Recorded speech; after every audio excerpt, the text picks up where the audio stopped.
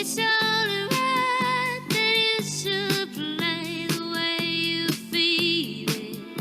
But listen carefully to the sound of your loneliness, like a heartbeat drives you mad. In the stillness of remembering what you had and what you lost and what you had and what you lost.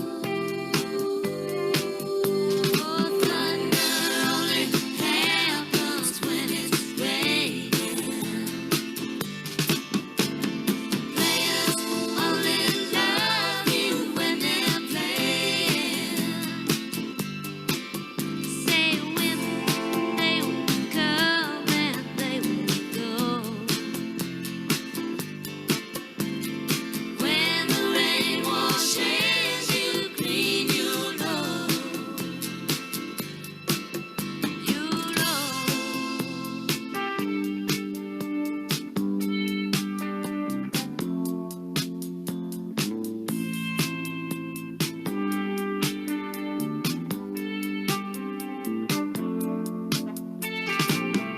Now here I go again. I see the crystal vision.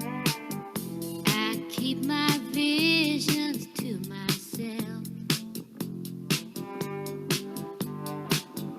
It's only me who wants to wrap around your dreams. And have you any dreams you like yourself?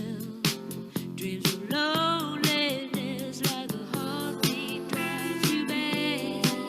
In the stillness of remembering what you had and what you lost.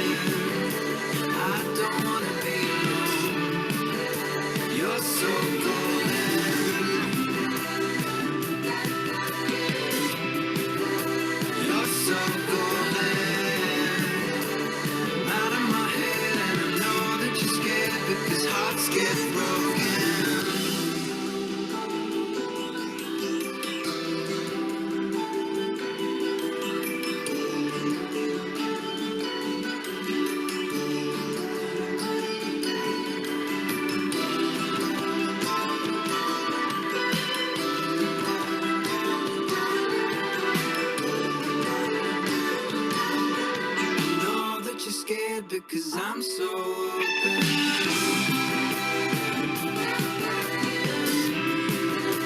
You're so golden. I don't wanna be alone. You're so golden. You're so golden. You're so golden. Out of my head, and I know that you're scared because hearts get broken.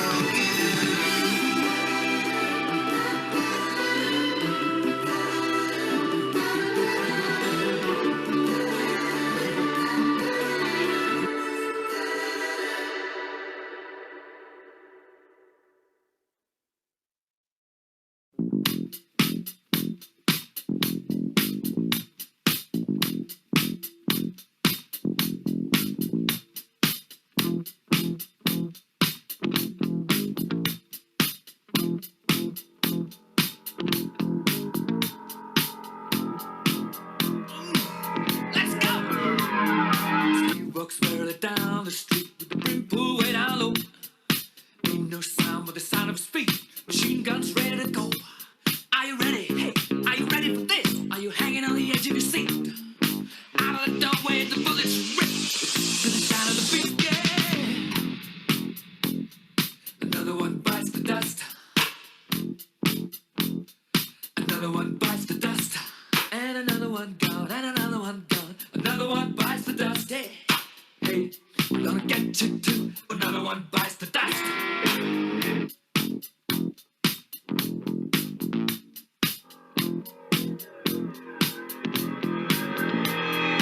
How do you think I'm gonna get along without you when you're gone?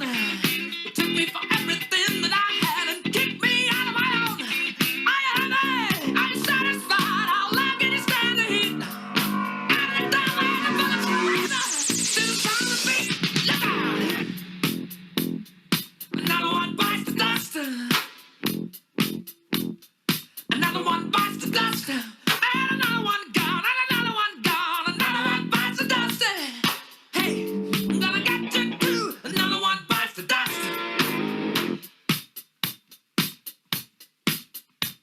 Hey!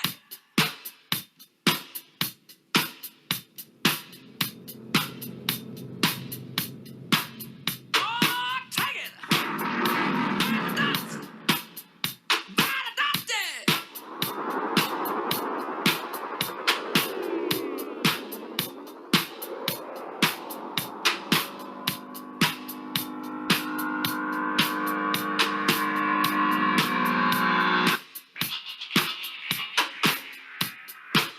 Hey! Another one bites the dust. Another one bites the dust. Ow! Another one bites the dust. Hey, hey! Another one bites the dust. Hey!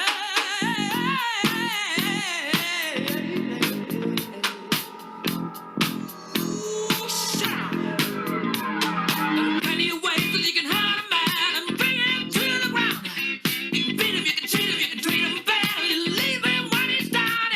But I'm ready, yes, I'm ready for you. I'm standing on my own two feet. Out the doorway, the bullets ring, repeating the sound of beat. Another one bites the dust. Another one bites the dust. And another one gone. Another one gone. Another one bites the dust. Yeah. Hey, I'm gonna get you too. Another one bites the dust. Shoot out.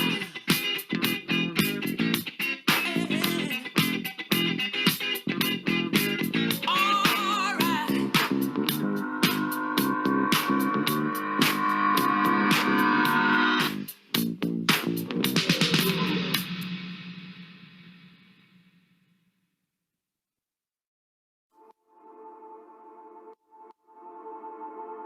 And I got back up when I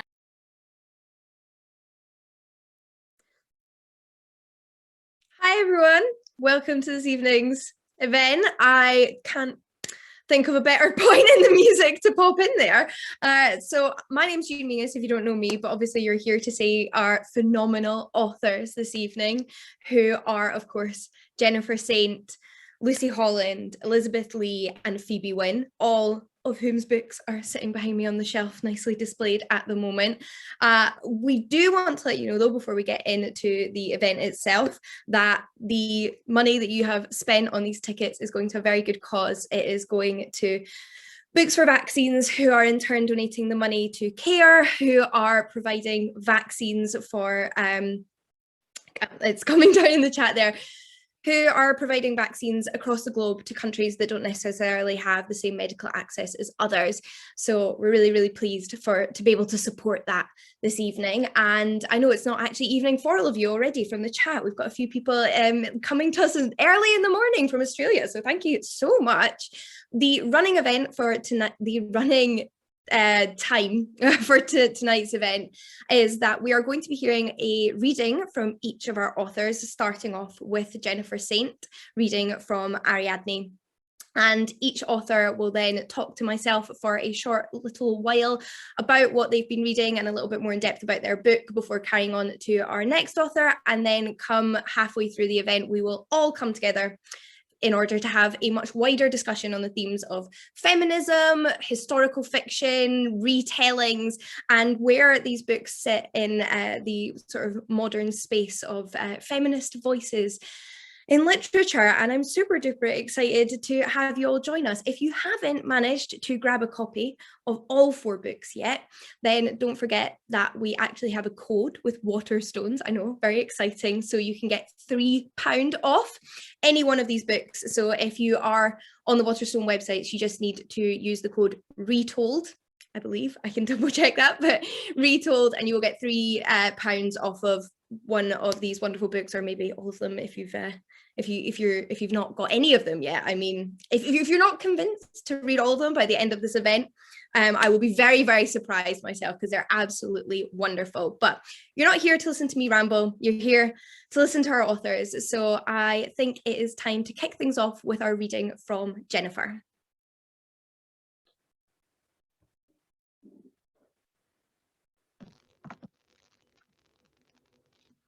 Hello. Hi, Jennifer. Hi. Am I on now? Can you all hear me? Hi. Okay, so I'm going to be reading from the opening chapter of Ariadne, and this is the section which deals with the creation of the Minotaur. My mother, Pasiphae, is a daughter of Helios, the great god of the sun. Unlike the searing blaze of my grandfather, she shimmered with a gentle golden radiance. I remember the soft beams of her strange bronze-tinged eyes, the warmth of summer in her embrace, and the molten sunshine in her laughter. In the days of my childhood, when she looked at me, not through me. She infused the world with her light, before she became a translucent pane of glass through which the light was refracted, but never poured forth its precious streams of brightness again, before she paid the price of her husband's deception. Briny and barnacled, from the depths of the ocean, Poseidon rose in a mighty spray of salt and fury. He did not level his sleek silver vengeance directly at Minos, the man who had sought to betray him and dishonor him, but turned instead upon my mother, the Queen of Crete, and riled her to insanity with passion for the bull. Incensed with an animalistic lust, the desire made her conniving and clever, and she persuaded the unsuspecting Daedalus to create a wooden cow so convincing that the bull was fooled into mounting both it and the maddened queen hidden within. The union was the forbidden subject of gossip in Crete, but whispers of it reached me, snaking around me in tendrils of malice and mockery. It was a gift to resentful nobles, laughing merchants, brooding slaves, girls riven with fascinated ghoulish horror, young men entranced with the daring freakishness of it. The mutterings and murmurings and disapproving hisses and sniggering jeers were carried on the wind into every corner of the palace itself. Poseidon, while seeming to miss his target, had struck with deadly accuracy. Leaving Minos untouched, but disgracing his wife in so grotesque a fashion, humbled the man, cuckolded by a dumb beast and wedded to a woman frenzied with unnatural desires. Pasiphae was beautiful, and her divine heritage had made her a magnificent prize to Minos in marriage.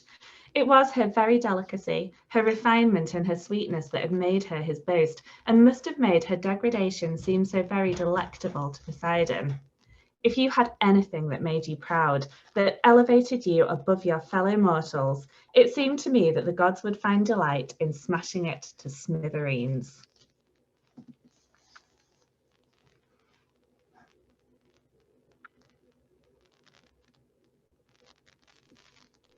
That was incredible. That is a myth that's always fascinated me, and you brought it to life so vividly in that description. It's interesting because I feel that the Minotaur is such a well-known character, but as his backstory goes, not so much, and neither is the fact that he's the sister of Ariadne. Is it the Minotaur or Ariadne that you met first yourself? I mean, I think like most people, it would have been the Minotaur that really stuck with me. That's the story that we hear when we're children, and you remember the monster and you remember the hero, but I didn't feel that we remembered particularly the woman who actually made it happen and the woman who saved Theseus from the beast. Do you think it's unfair for us to remember Theseus as the hero of the story when Ariadne? Well, I think it's interesting to think, you know, what did he have any kind of a plan if Ariadne hadn't have helped him? What did he think was going to happen to him inside that labyrinth? It always reminds me it's not that dissimilar from Medea and Jason, is it? Exactly. Yeah, so many parallels in their stories. You have these two huge legendary heroes of Greek mythology, and then when you look at their feats they're best known for, they were actually accomplished by a woman. I mean, in the case of Medea and Jason, she did everything. Was it always Ariadne though that you were drawn to personally as a figure that you wanted to write about? I think I really became interested in Ariadne probably when I was doing my degree in classical studies, and I read Ovid's Heroides for the first time, in which he has all these women in mythology write a letter to the men who wronged them or abandoned them or betrayed them. And that's when I really encountered Ariadne's voice for the first time, and I was struck by how passionate she was and how angry she was, and what just cause she had to be so angry when she's saying to Theseus, you're going to go back to Athens and you're going to tell these adoring crowds everything you've accomplished. Well, don't forget me. Don't forget to mention me, which of course he did forget to mention her quite conveniently.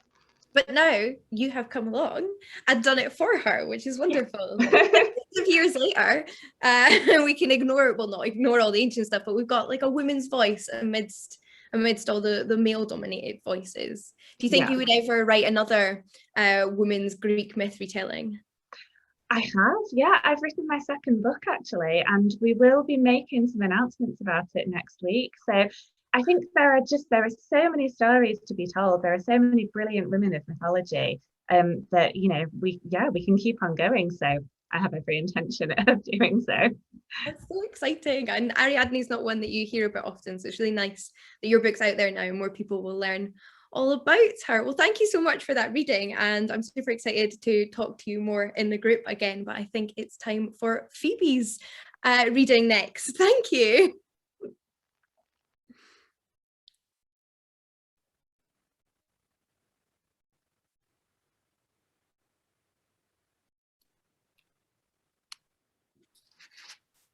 Hi. Hi. Yep. Can you hear me? Oh, great. Okay. Hi. Sorry. So I'm going to read from an early section of the novel, and it's when the teacher Rose arrives at Caldenbury Hall, and the following morning there's nobody to greet her, and then the following morning she goes for a walk. And Caldenbury Hall is in Scotland, and Rose is from the south of England. The next morning, she hadn't found Emma or anyone of importance. The school was hauntingly empty, so she'd ventured outside into the bleary afternoon. She crossed ribbon playing fields, tennis courts, a pale green stretch of land interrupted by a long white pavilion. She peered over the furthest edge of the peninsula, the very tip of the broken finger and its rocky outcrops beyond. There were no others enjoying the grounds, but plenty of seabirds embedded in the ragged rock. Rose wasn't used to that unexpected blue of the sea, the ruddy threat of the cliff, nothing at all like the bleached white cliffs and laughing sunlight of the south of England. Pushing her hair out of her face, Rose couldn't help but marvel now at the great monster of the school building, as if at any moment it might hoist itself up on its hind legs and unfurl, with thick turrets as black scales down its back, and crawl heavily into the waters below. Inside its walls, she could barely navigate from the wide entrance hall, the sweep of the double great stairs with a glass dome ceiling above. She wondered how she would learn all those corridors, those passageways, the rows of classrooms piled up on top of each other, some dug out of the cliff below like dungeons, and others, like her own, high up and lofty with a fine view of the sea. Then the sudden caverns of the dining hall, the theatre, the chapel, a sports hall, all interconnected, sealed and folded into each other like dark tumours. Rose was nervous, running through the lines of her speech she'd had to write for Monday morning's assembly, a particular request from the headmaster. A speech about knowledge and the ancient world, he'd advised, to introduce her to the girls. Rose didn't want to consider how unusual the request was, a test of nerve in front of the whole school on her first day perhaps, and by now her printed speech was soft from the damp sea air. The wind blasted at Rose again and she recoiled at the faint scream of the seabirds. She wanted to go back to her flat, somewhere in that mass of grey brick, her own new spot of warmth. She moved across the pitches, back towards the front entrance of the school, the grand swirl of the driveway and the majestic doors held wide open for the girls. Rose stopped. She'd been outside long enough to miss the slow build of sleek black cars, backing far down the drive in a chain leading up to the front, depositing groups of girls in their trunks.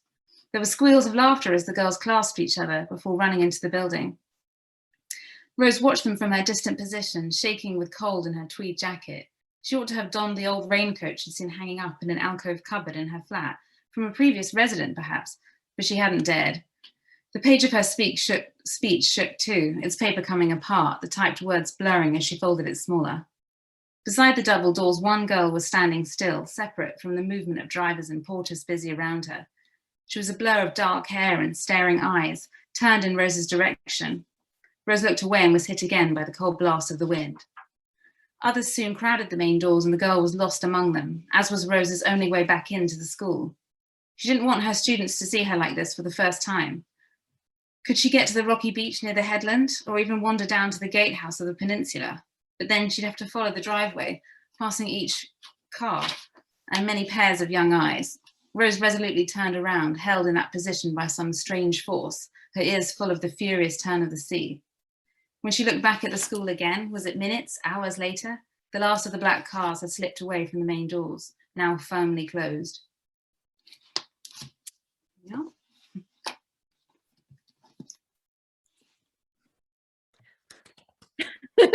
That was wonderful. I love that we've gone from classical myth retelling to classical teacher passing that knowledge along to a new generation, although a few decades ago now.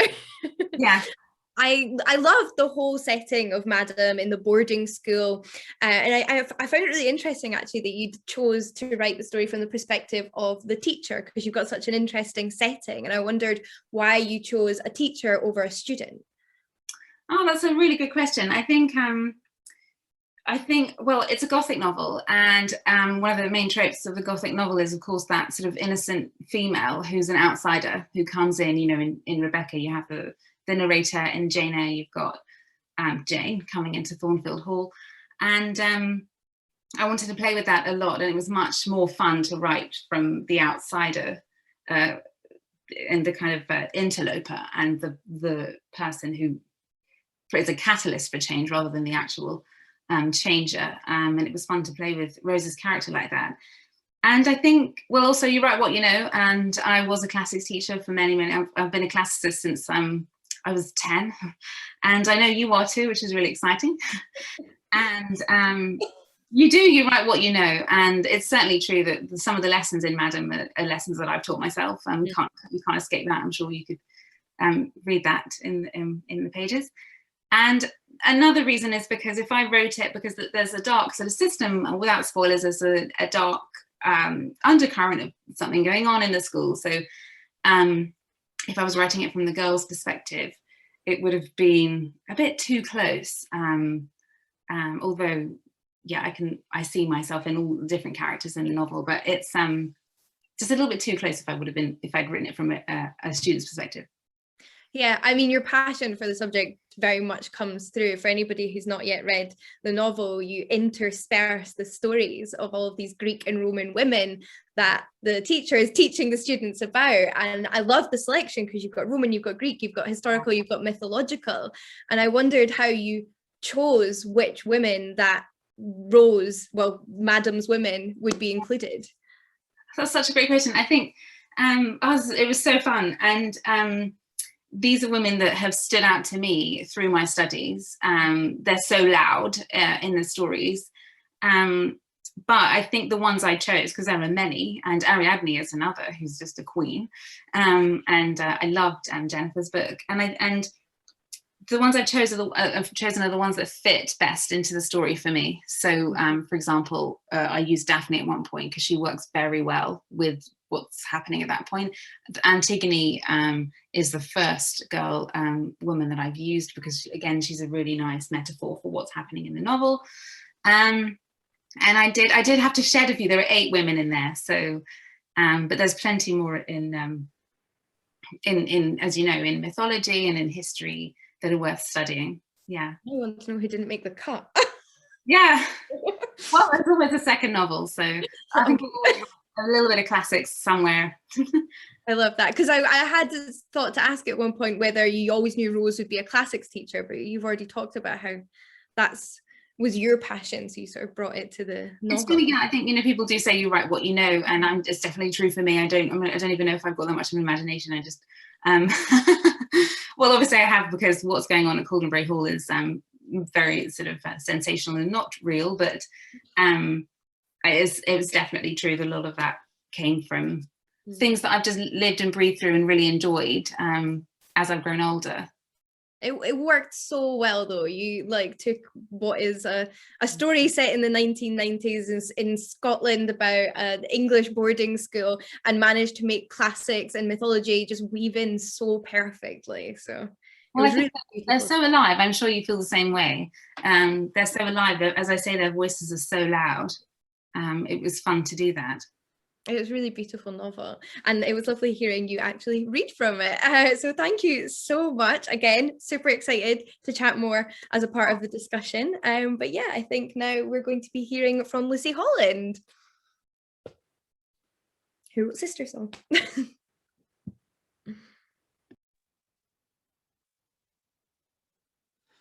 Hello, hi everyone.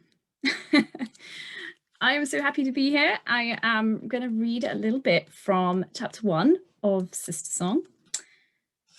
If anyone's read it, then this is, we're going seriously back in time. So Sister Song is set in around 535 AD, post-Roman Britain, pre-Saxons. Chapter 1. I will tell you a story. 7 years ago, when I was a child of 10, I became lost in the woods. My sisters and I had been travelling the road that skims the coast like a stone from Dintagel. I loved our summer home, a spume-silvered rock of houses and workshops, its docks piled high with amphorae. But there is a place, many leagues to the east, where the road slows, turning inland. It loses itself amongst the trees, straying into giant country. Branches interlace here. It is easy to slip away into the green space between a giant's fingers. Easy for a careless child to disappear.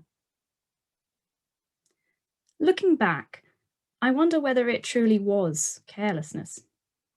Perhaps it was her doing. Given everything which came after, that would make sense. Between one scout's holler and the next, I am lost, a prisoner of the wood. I feel no fear, more an irritation that I've let the trees trick me. I can hear my father, the king, calling me, and the irreverent footfalls of men rending foliage. I wander so long, it feels as though I've crossed some hidden boundary. I've left our world for theirs, the nameless land, where goddesses sing to the stars, where lost spirits linger in the twilight. Dark quills scratch me. I am surrounded by yews, the terrible grave trees which grow from death. I shiver as irritation turns to fear. Deep voices seem to call my name, anthems to lost children, and now I am lost, hopelessly so. The sky darkens, and with the light goes hope. Hunger claws at my stomach. I am old enough to know I cannot survive long without food and water. Tears well. What if I die here and the yew grows stronger, roots curling through my bones? Despair is a sharp scent, and I suppose she smells it upon the air, for suddenly a woman stands before me. She is old, but not so old as Lokina, our nurse. Eyes peer beneath a heavy brow, blue and piercing as a gull's. She wears rags, tattered and rent, but after a blink, these become a cloak of moths, their wings aflit in the evening. Another blink, and it's just an ordinary cloak, albeit a strange one, made of patches and ribbons fluttering free. She extends a hand, and I realise I've collapsed to the leaf mulch, the seat of my skirt now damp through. My legs wobble as I stand. Her fingers are rough, calloused like a smith's. I wonder what strange trade might have marked them. Are you a witch? The dangerous question is out in the open before I can stop it. She smiles. Perhaps. There we go. Thank you so much. There's demands for you to reread the entire audiobook in the comments. Oh, is there? Oh, that's so nice. My audiobook narrator, Robin, they're really amazing. I haven't listened to the entire audiobook, but I do have it, and I only learned the other day that there's a retelling of obviously the whole book is a retelling of the Trois Sisters. Yeah. But I actually did a little mini retelling of the ballad The Trois Sisters in the novel, and Robin actually sings it. So I was like, oh my goodness, I never expected them to actually sing it, but they sang it, and it's just, it must be incredible hearing like your work brought to life by somebody like that. I just didn't know. It's so cool. I was like, oh, but it is, of course it's supposed to be sung, but I didn't think that it would actually be sung. So that was cool. I couldn't sing it.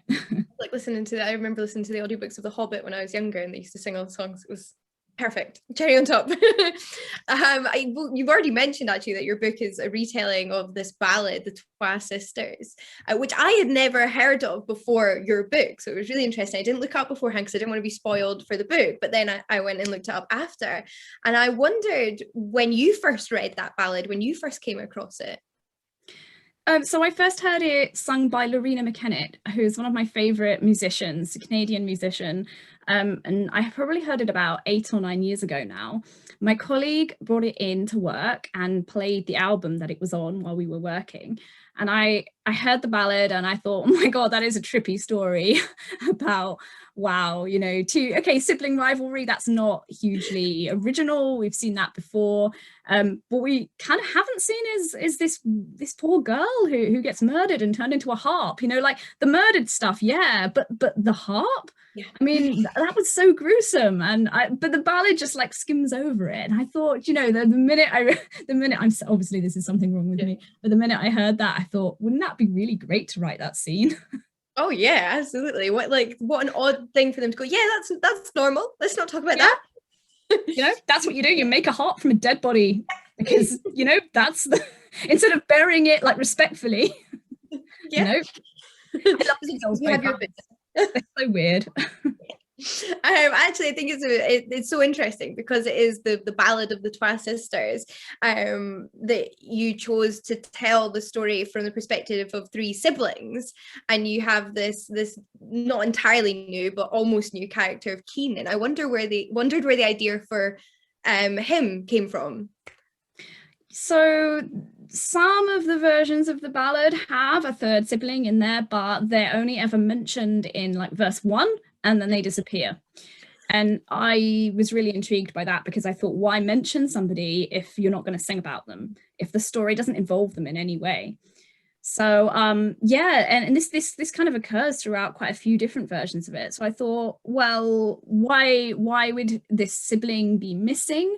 Would it be because And this is something I suppose that we're going to be talking about in a bit, about people's life stories, people's experiences not aligning with the dominant social narrative of the day, which has mostly been told by men, as white men particularly. And many voices, not just women's, haven't been heard throughout millennia. So I thought that there was a massive, a big hole in the story for someone like Keane to be able to tell his story. And I thought it would, the thing about the Trois Sisters is that it is quite a stereotypical ballad. It pits women against each other. It says that there's going to be one very conniving woman, one very innocent one. And these are stereotypes, female stereotypes. And I thought the best way to retell a ballad like this maybe is to introduce a third perspective. You know, somebody who, you know, is very close to these women, so a sibling, you know, who's grown up with them and who can kind of, you know, so I can tell the story from a much more objective point of view. At the same time, allowing Keane to speak as well, because the ballad has shut him out for many years. You very successfully managed to create 3 very complex real characters from what you're already indicating are quite surface level depictions in a much older ballad. So it's really impressive to read. Thank you. It was a journey, this book. I very much enjoyed it, so I'm glad you went on it. Thank you. Well, thank you so much for your reading. And again, you've already touched, we've got lots to talk about very soon. But in the meantime, we still have to hear the reading from the wonderful Elizabeth Lee. So that is the author of Cunning Women, for those of you who haven't yet read it. Hi, everybody. I'm going to read the very beginning of the book. Annie sleeps, curled up on the bed we share, wet thumb fallen from her mouth. I kneel, calling and shaking her. She frowns and mutters. Wake up, I say. She pushes me off and turns her back. Get up, time to search. Her eyes open and she sits forward, clutching my arm. Has he come? We rang the bell, didn't we? And the ash is untouched. She looks to see that the thin ring around the bed shows no trace of his hoof print. I'm safe then, she says, lying back down. No. I pull her to her feet. Have to know she's free for another day. Too late for me. I'm doomed to a future I cannot escape, but she may yet be saved. She's so scrawny I could carry her with one hand. Ignoring her complaints, I drag her over to the weak light of the slit in the wall. Standing in the narrow space between our mat and Mam's, and begin the daily ritual. I pull the clothes over her head, and she stands, naked and shivering, as I search every part of her skin. I start with her side, where my mark lies, the rounded shape of his mouth berry red. Hers is clear, white goose-pimpled skin stretched tight over jagged bone. I lift and turn her arms, spread her fingers to inspect the flesh between them, look behind her knees and on the underside of each foot. The flea bites she has picked are rough, but the mark I pray I will never find would be flat and dark. A stain that no washing can remove, though God knows I have tried. As she bows her head, I hold her hair and search the back of her neck. She is not his yet.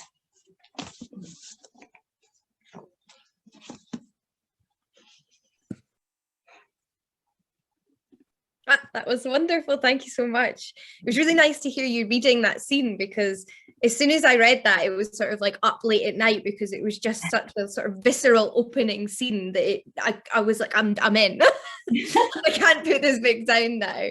I wondered what you, because it is such a visceral scene, just like that fear and that apprehension of the whether her younger sister has this mark. And I wondered what your thought process was behind opening the book in that way.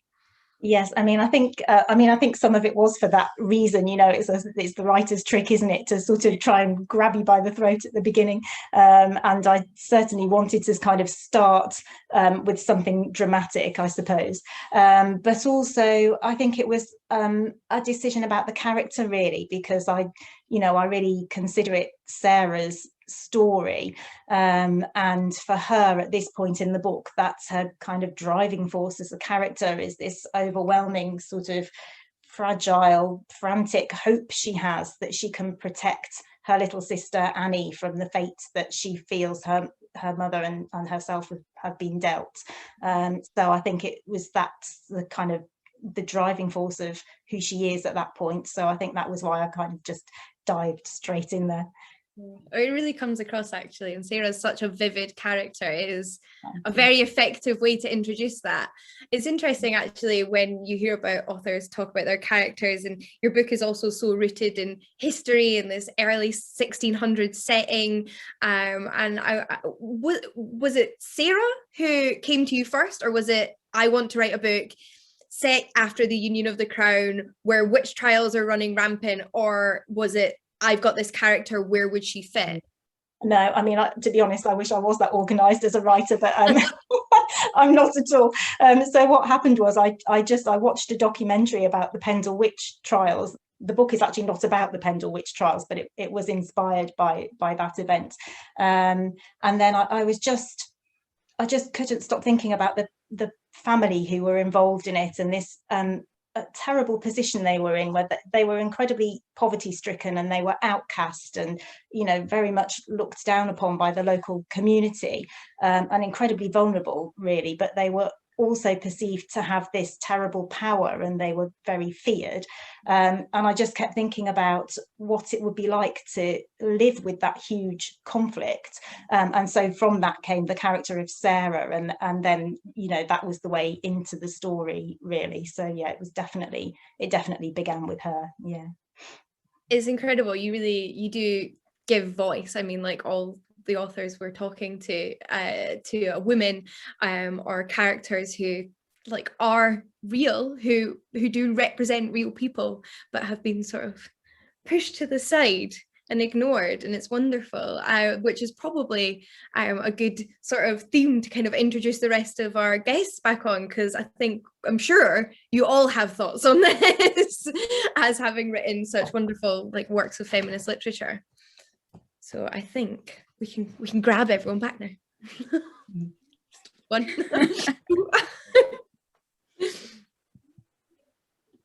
Just one down. Yay, we're all here. Wonderful. It is having had what feels like quite a privilege to have read all these books back to back. It was so interesting that I found myself reading a book set in ancient Greece, a book set in early medieval Britain, a book set in 17th century England, and a book set in 1990s Scotland should share so much. And I'm curious what the themes were that you hoped to bring forward in each of your books, because I kind of want to know if you were all thinking the same thing but wrote something completely different. The pressure on the first person to speak. Well, I'm just not surprised that, you know, you pointed out that all our books are set in different time periods, and yet we all, you know, we all have something in common. And I think the thing in common is the voice of you know, this is a trend that I've seen quite recently that I'm really into, is the rediscovery of these ancient stories, but, you know, being told from a way that, you know, and using a voice that we don't get to hear very often. We're so used to seeing the dominant voices, and everybody knows the Odyssey and the Iliad, but what you know, this is why Circe has been so phenomenally successful, is we're getting another side of the story, and we're getting, and you know, like we've got the Women of Troy, there's so many coming out. I mean, obviously we have the Ariadne author Jennifer here with us, and I think this is what people are finally waking up to and wanting to explore, is to say, look, these women, these people, not just women, everybody, there are so many diverse, interesting people who've existed throughout history, who have never had a chance to actually say, look, I existed and I have a story, and my story is as valid as the dominant narrative that we're also used to. And that, I think that is what links us all together, that we all set out to uncover these stories and bring them to modern readers. Yeah, and I think I would add to that as well. It's the prevalence of these attitudes that have existed that I was really astonished when I kind of thought these attitudes that people have had in the Bronze Age still exist now, and it comes up in all of our books, I think. The theme that I kept coming back to, and that I think comes up in your books as well, where women are held accountable for men's actions, women suffer the consequences of men's behaviour, and women have to kind of preserve their reputation for the sake of men.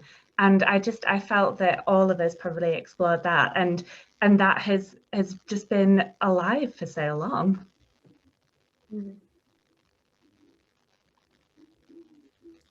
think, Yeah. I mean, I certainly, like you were saying, Lucy, wanted to kind of give voice to a perspective that hasn't been heard throughout history, particularly. And I think, you know, we know a lot about the Pendle Witch trials because they were very well documented, but they were documented by a man who worked in the courts, and you know, the people who were on trial who weren't not all women, but were predominantly women, and as you say, you know, people who are not powerful in society don't get to have their voice recorded. And I think, like you say, all of us in our novels have sort of tried to give voice to people who haven't necessarily had it throughout history.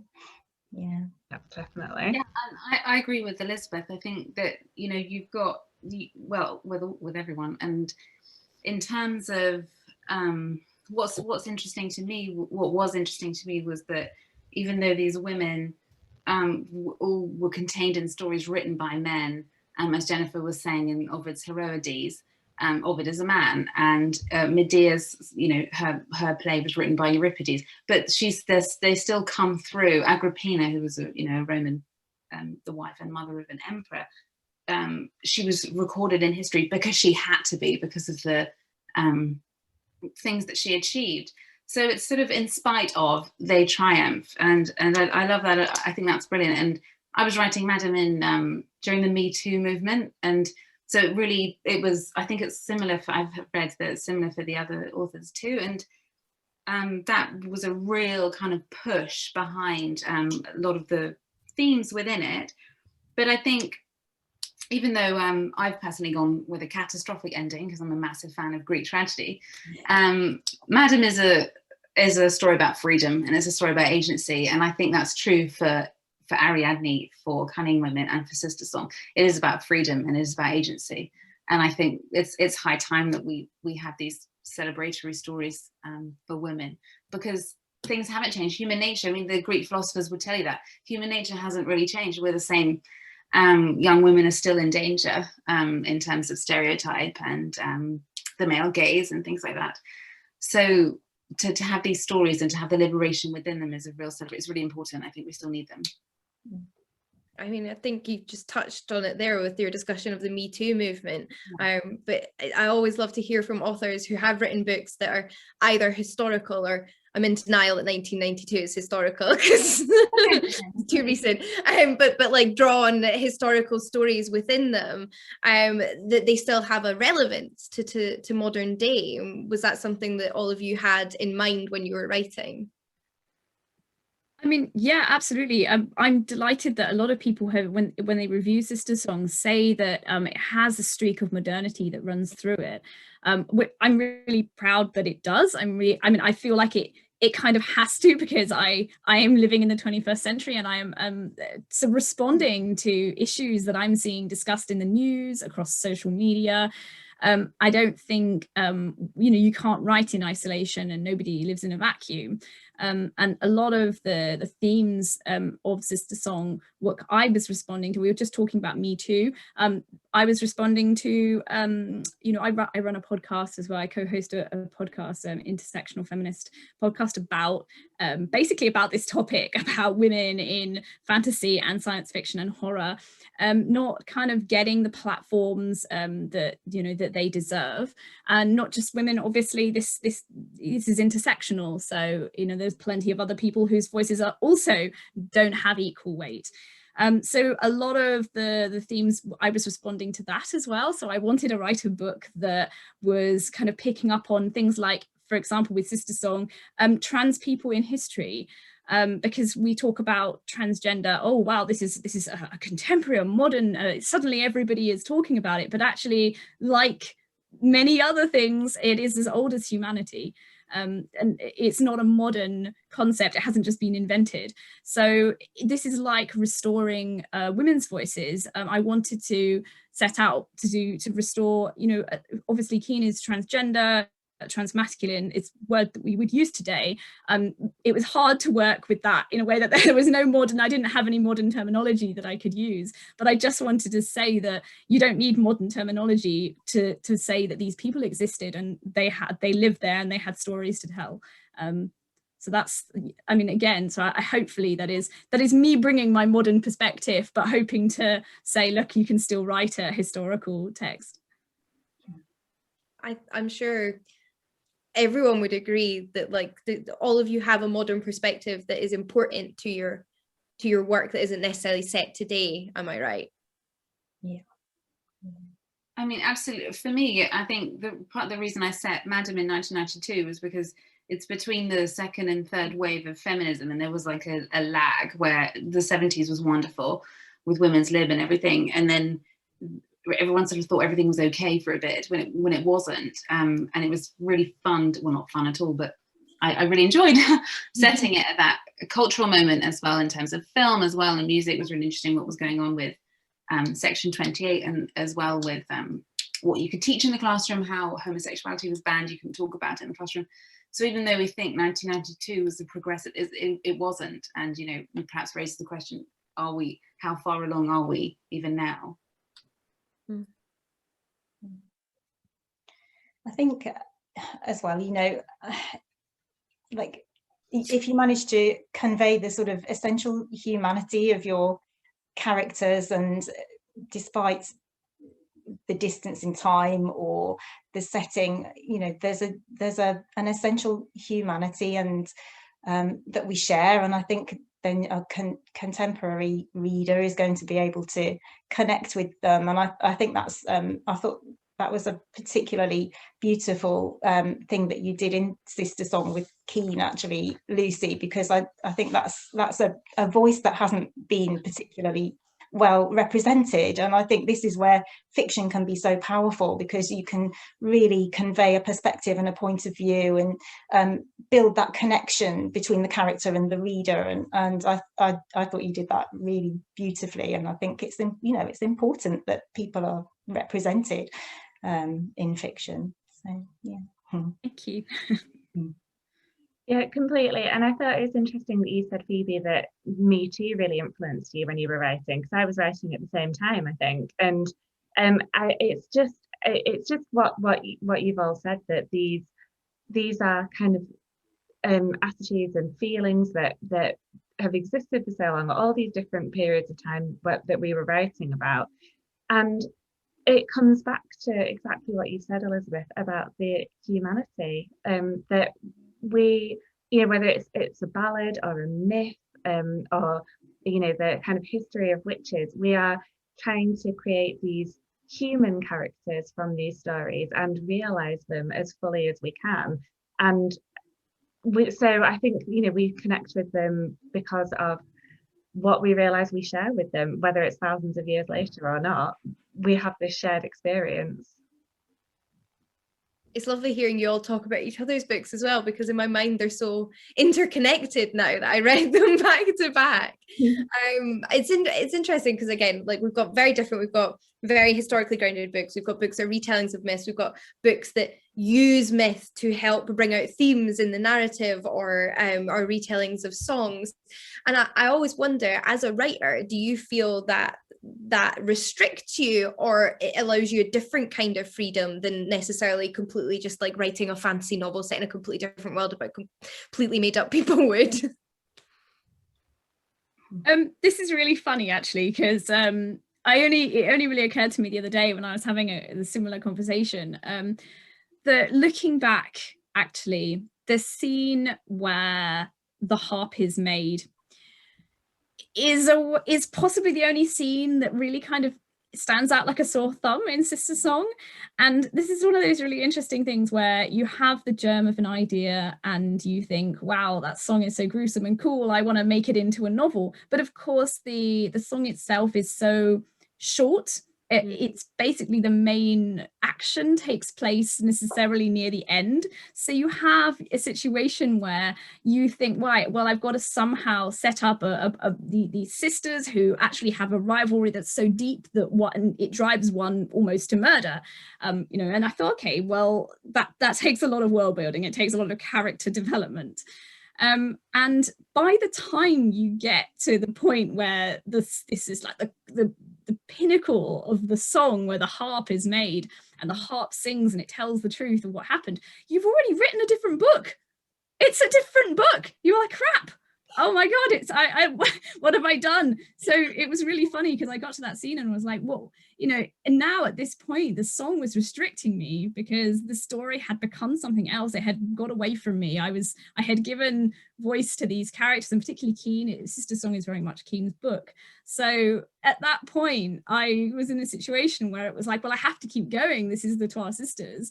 But it's something to keep in mind for my next book, to pick a myth that it might not be quite so, this is the thing, you don't want to be too restrictive, because if you realize that you've kind of trapped yourself in a narrative that that you might not be able to kind of maintain over a long period, something as long as a novel. Yeah.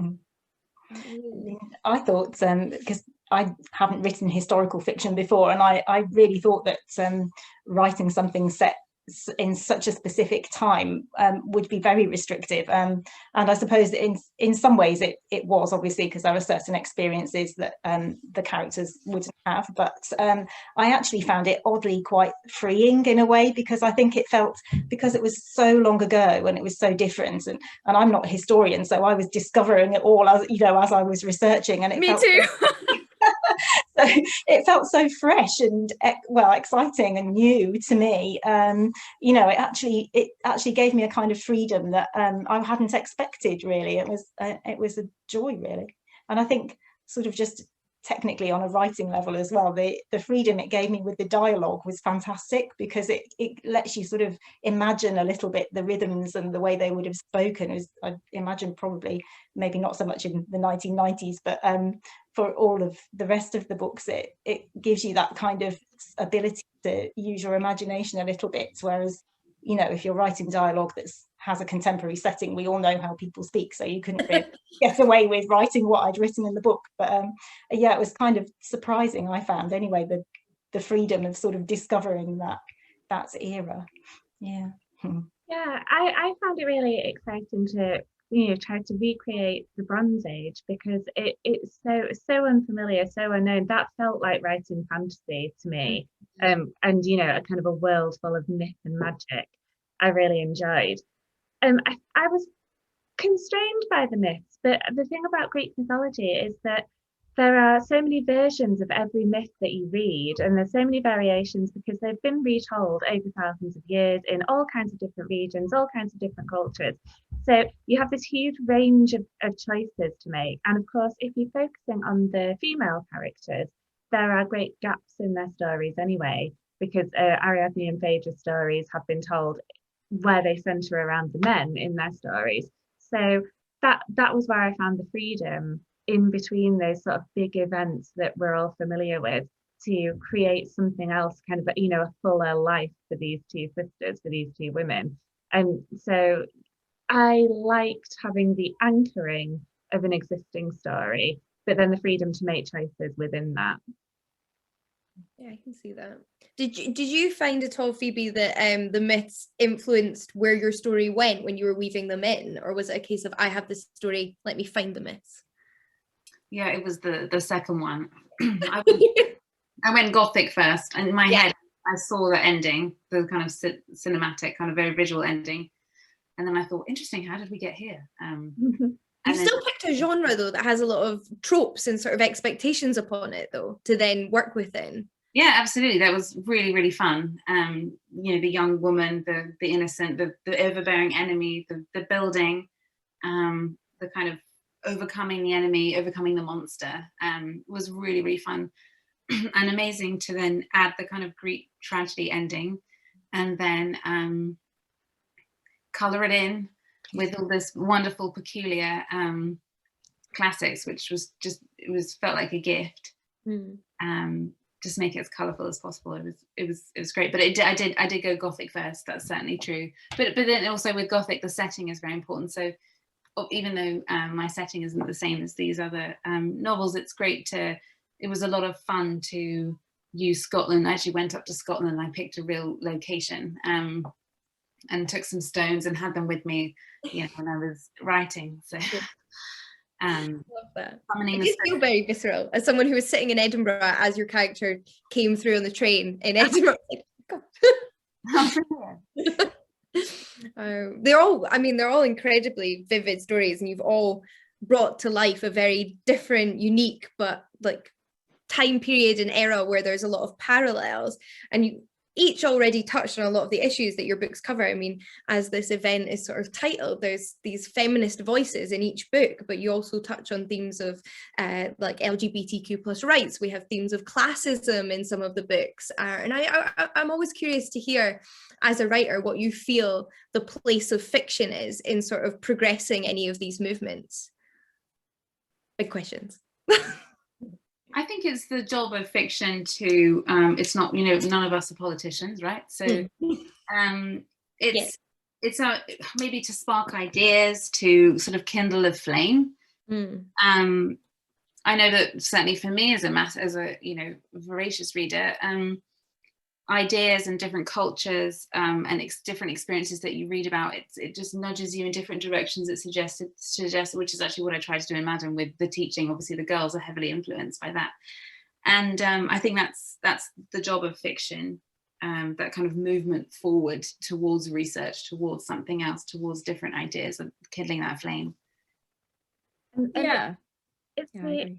emotional connection as well, isn't it? It's when you can put yourself into somebody else's shoes and see through their eyes that I think you care about those issues. So I think that fiction really enables us to empathize with people and to feel like we're experiencing those things as well. And I think that will help us to progress those kinds of movements, because it makes you consider things from a different perspective, you know, maybe one that you haven't tried before. Yeah, building what Jennifer said about, you know, empathy, is why I've always said about fantasy and magical realism and this genre in particular and science fiction. It provides an arena to explore issues that might be issues if they were discussed in a non-fiction setting, if they were discussed in a kind of, you know, as a news headline, because we all go into this carrying preconceptions, assumptions that we're born with, that we're raised with.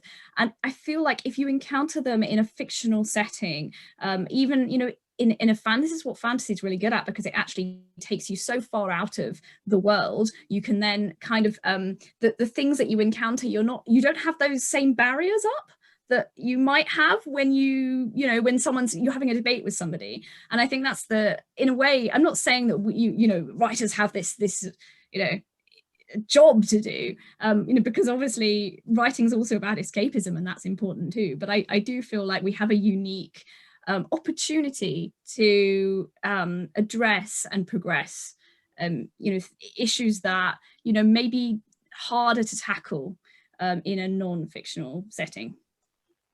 Yeah, I totally agree, and I really agree with the point about empathy as well. I think it's, you know, it can very subtly introduce people to a different point of view, can't it? And experiences that, you know, we ourselves might just never have, but you can have them if you're reading a book from the point of view of somebody who's having them. And that makes it so much easier to understand a different perspective and just be aware of things that perhaps in our daily lives we wouldn't be. So, and I think it's important that people see themselves represented as well in fiction and media, and it's otherwise people are going to feel invisible if they're not represented in these stories. So I think it is important, but like you say, in a sort of gentle kind of way.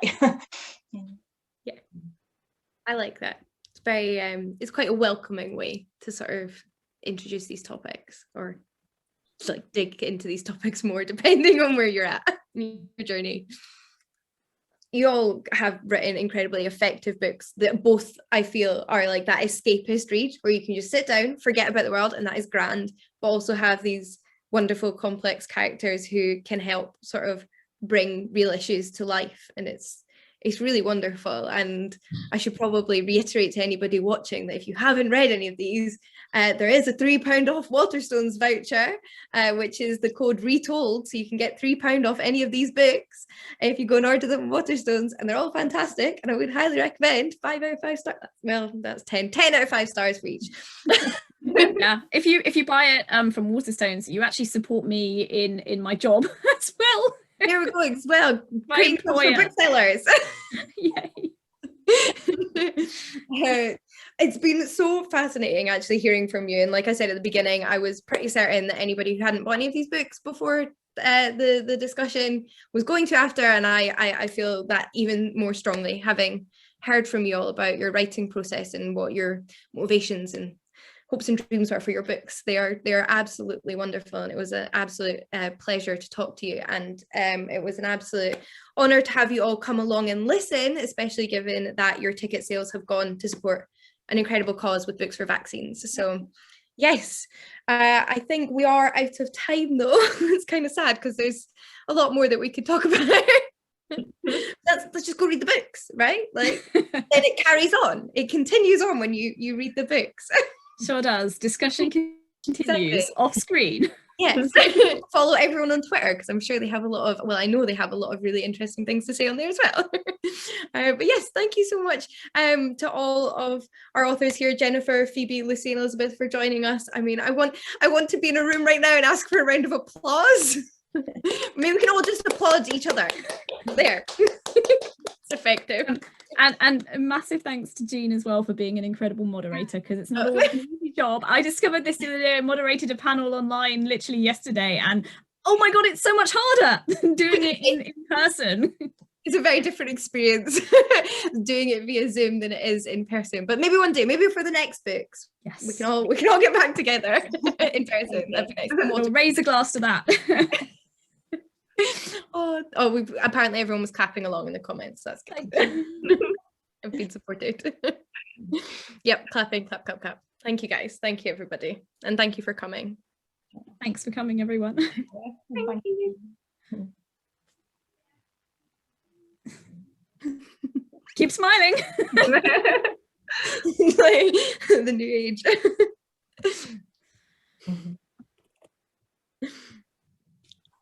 Oh, yeah. And then I knew that I couldn't take no more, 'cause I want it all the time to sit it, all the time to sit it before those days are gone, 'cause I didn't know how, and I know that now. I want it all. I felt like I was walking on a tightrope.